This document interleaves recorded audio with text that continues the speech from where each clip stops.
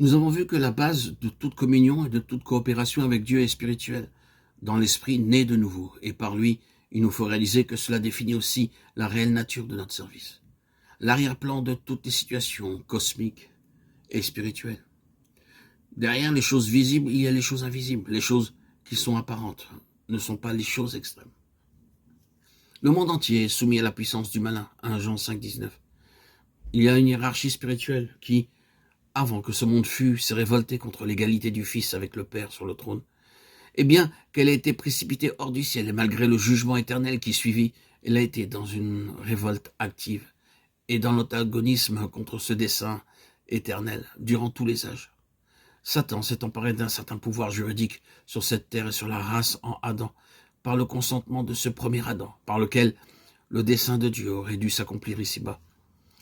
C'est ainsi que Paul dit aux membres du corps de Christ, le dernier Adam, que ce n'est pas contre la chair et le sang que nous avons à combattre, mais contre les dominations, contre les puissances, contre les princes de ce monde de ténèbres, contre les esprits mauvais qui sont dans les régions célestes. Éphésiens 6, 12.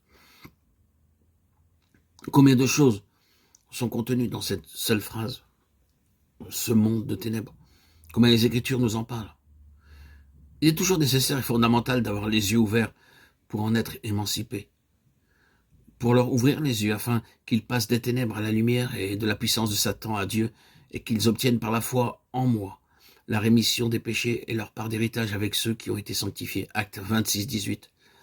La cause de toutes ces ténèbres nous est dite être les esprits mauvais qui sont dans les régions célestes. Ces mots traduits littéralement donneraient les spiritualités ou les spirituels, ce qui signifie des êtres spirituels. Mauvais, ici, ne signifie pas simplement une méchanceté ou un mal inné, mais une malignité perfide, funeste.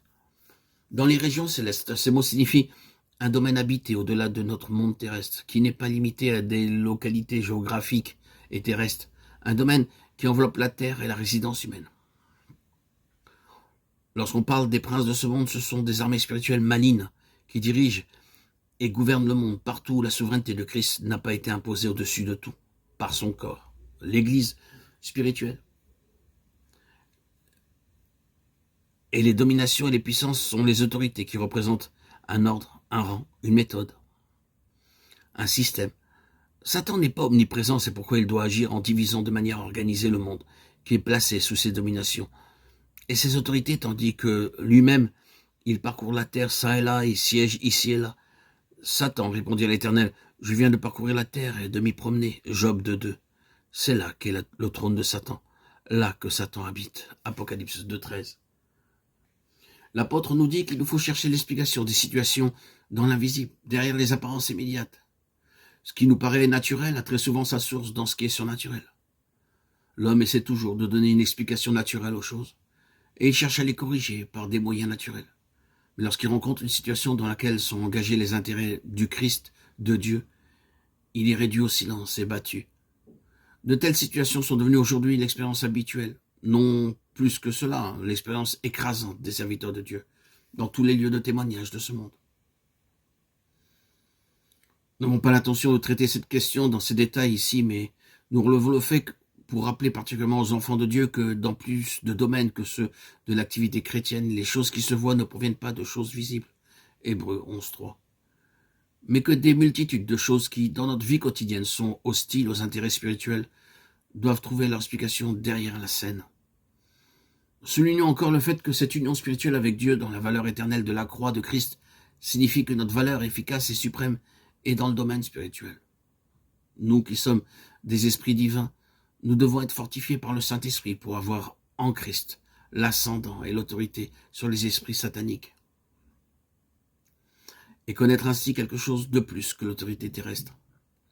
Assis ensemble dans les lieux célestes en Jésus-Christ. Éphésiens 2.6. Quant à notre esprit, nous devons apprendre à régner dans ce plus grand royaume des cieux, dont le royaume terrestre du millénium n'est qu'une représentation terrestre. Affirmons-le encore. Toutes les actions de Dieu dans notre esprit sont dirigées vers une union spirituelle corporative avec Christ, union par laquelle le pouvoir de sa victoire et de sa souveraineté sera établi parmi et sur les dominations et les puissances, dont l'autorité sera paralysée et finalement détruite.